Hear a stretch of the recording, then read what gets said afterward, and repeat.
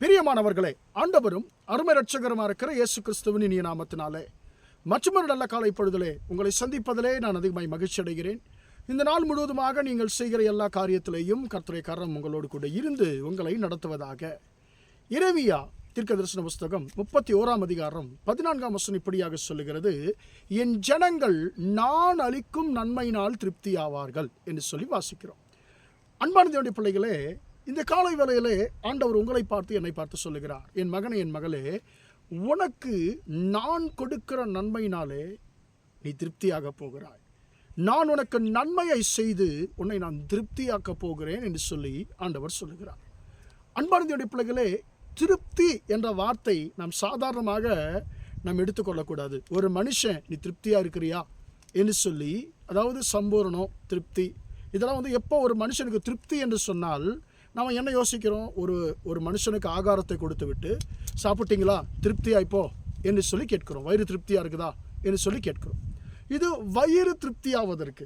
அடுத்தது, ஏதாவது ஒரு மனுஷன் நம்ம இடத்துல ஏதாவது ஒரு உதவி கேட்கும் பொழுது அந்த மனுஷனுக்கு பல விதமான போராட்டங்களுக்கு நடுவில் ஒரு உதவியை நாம் செய்வோம் என்று சொன்னால், செஞ்சு விட்டு நாம் சொல்லுவோம், திருப்தியாய்ப்போ, இப்போ சந்தோஷமா என்று சொல்லி நாம் கேட்போம்.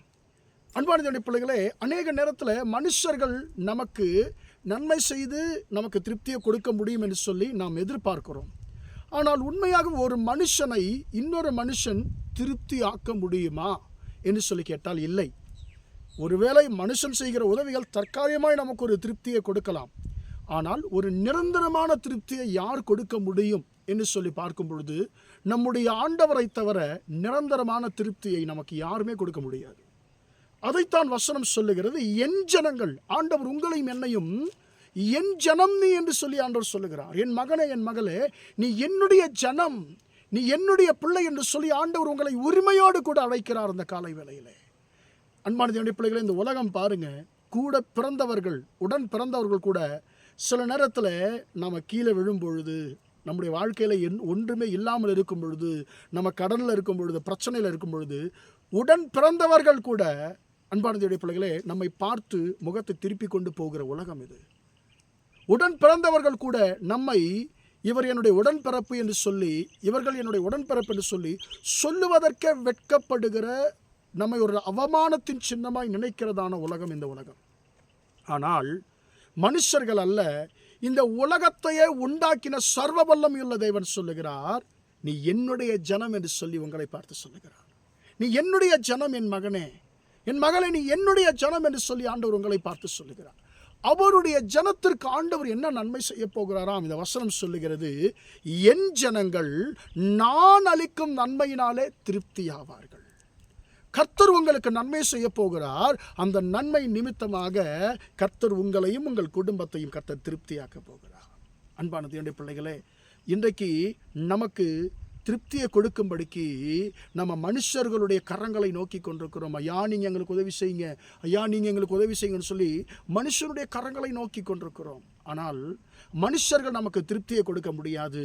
உங்களை என்னையும் உண்டாக்கின கர்த்தர் அவர் சொல்லுகிறார், நீ என்னுடைய ஜனம், மகனே, மகளே, நான் உனக்கு நன்மையினாலே திருப்தியாக்க போகிறேன்.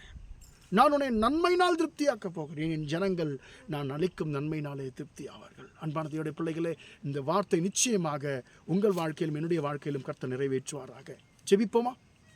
பிதாவே, உம்மை நன்றியோடு துதிக்கிறோம், ஸ்தோத்திரிக்கிறோம் ஐயா. இம்மட்டுமாக அந்த வார்த்தைகளை கேட்டு உம்முடைய பிள்ளைகளை நீர் ஆசீர்வதிக்கும்படியா ஜெபிக்கிறேன். என் ஜனங்கள் நான் அளிக்கும் நன்மையினால் திருப்தி ஆவார்கள் என்று சொல்லி உம்முடைய வார்த்தை சொல்லுகிறபடி, தகப்பனே, நீர் கொடுக்கிற நன்மையினாலே உம்முடைய ஜனங்கள் திருப்தி ஆகட்டும் ஆண்டவரே. அப்பா, மனுஷர்கள் எங்களுக்கு திருப்தியை கொடுக்க முடியாது, எங்களுக்கு நன்மை செய்த மனுஷர்கள் எங்களை திருப்தியாக்க முடியாது. ஆனால் நீர் எங்களை திருப்தியாக்க முடியும், நன்மையினாலே திருப்தியாக்க முடியும் ஆண்டவரே.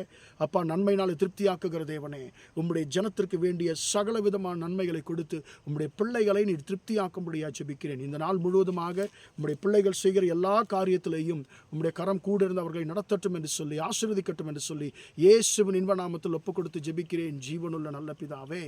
ஆமென், ஆமென். பிரியமானவர்களே, கர்த்தர் உங்களை ஆசீர்வதிப்பாராக. Praise the Lord, praise the Lord.